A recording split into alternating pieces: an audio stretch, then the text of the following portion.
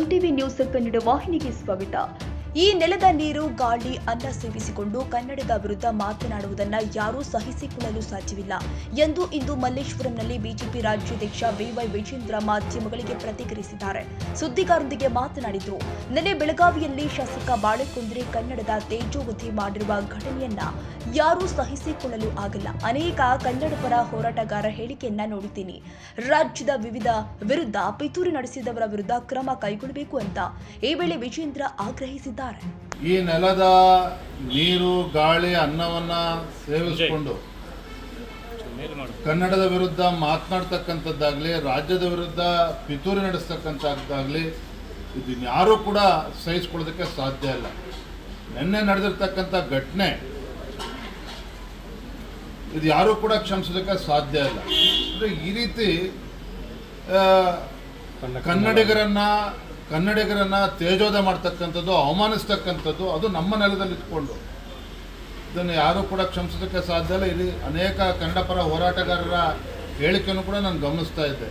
ಖಂಡಿತ ನಾವೆಲ್ಲರೂ ಸಹ ಕನ್ನಡಿಗರು ಇವತ್ತು ಈ ರೀತಿ ದುರಾಕ್ರಮದ ವಿರುದ್ಧ ನಾವೆಲ್ಲರೂ ಕೂಡ ಧ್ವನಿ ಎತ್ತಬೇಕಾಗಿದೆ. ಈ ರೀತಿ ಷಡ್ಯಂತ್ರಗಳು, ಪಿತೂರುಗಳೇ ನಡೀತಾ ಇದ್ದಾವೆ.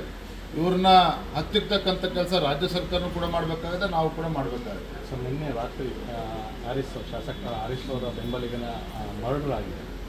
ಕಾನೂನು ಸುವ್ಯವಸ್ಥೆ ಈ ರಾಜ್ಯದಲ್ಲಿ ಕಾನೂನು ಸುವ್ಯವಸ್ಥೆ ಹದಗೆಟ್ಟಿರ್ತಕ್ಕಂಥದ್ರಲ್ಲಿ ಎರಡು ಮಾತಿಲ್ಲ. ನೇರವಾಗಿ ಹೇಳ್ತಾನೆ, ಇದಕ್ಕೆ ರಾಜ್ಯ ಸರ್ಕಾರನೇ ಹೊಣೆ.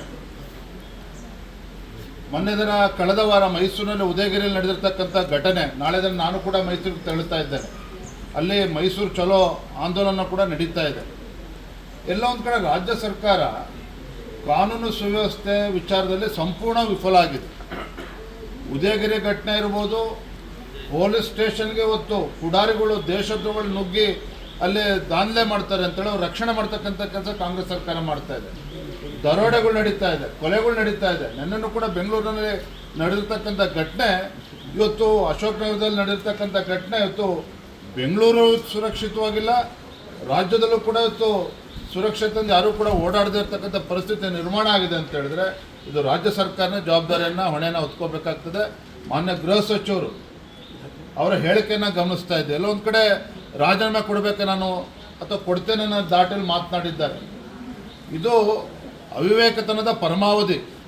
ನಿಮಗೆ ರಾಜ್ಯದ ಜನ ಆಶೀರ್ವಾದ ಮಾಡಿರ್ತಕ್ಕಂಥದ್ದು, ಸರ್ಕಾರ ಆಡಳಿತಕ್ಕೆ ಬಂದಿರತಕ್ಕಂಥದ್ದು, ಇದೆಲ್ಲದನ್ನು ಕೂಡ ಗಟ್ಟಿಗೆ ಇವತ್ತು ಕಾನೂನು ಸುವ್ಯವಸ್ಥೆಯನ್ನು ಕಾಪಾಡಬೇಕು, ಅಭಿವೃದ್ಧಿ ಮಾಡಬೇಕು ಅಂತೇಳಿ ಅದನ್ನು ಮಾಡೋದು ಬಿಟ್ಟು ಈ ರೀತಿ ಈ ಹೇಳಿಕೆಯನ್ನು ಕೊಟ್ಟರೆ ಇನ್ನೂ ಕೂಡ ದೇಶದ್ರೋಹಿಗಳಿಗೆ, ಈ ಥರ ಕೊಲೆಗಡಕರಿಗೆ ಇನ್ನೂ ಕೂಡ ಆನೆ ಬಲ ಬಂದಂತ ಆಗ್ತದೆ.